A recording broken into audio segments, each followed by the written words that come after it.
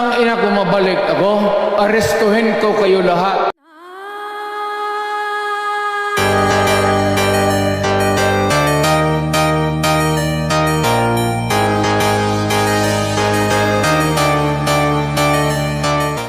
So nag-file kami ng kaso laban kay dating Presidente Rodrigo Duterte.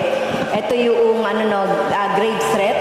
Pinawalang bisa ng Quezon City Prosecutor's Office ang reklamong grave threats ni ACT Teachers Party List Representative Franz Castro laban kay dating Pangulong Rodrigo Duterte. Guilty ang hatol kina ACT Teachers Party List Representative Franz Castro at dating Bayan Muna Representative Satur Ocampo para sa kasong child abuse. When would you consider a person a criminal? Your Honor, under the rules, a criminal would have to be convicted of a crime. Sabi ni Justice Secretary Boying Remulla, tinitingnan nila ang posibleng mga paglabag ni Duterte sa international humanitarian law.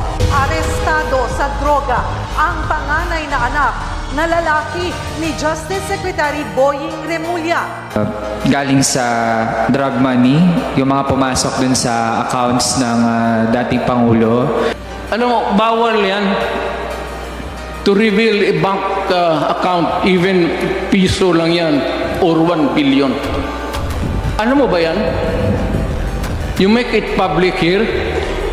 Hindi mo ba alam that I could charge you for that alone? That single statement, I can send you to prison.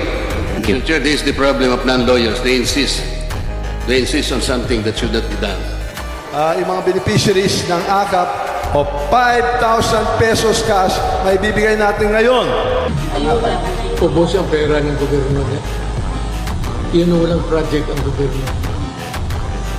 Putang ina ginawa ng ina.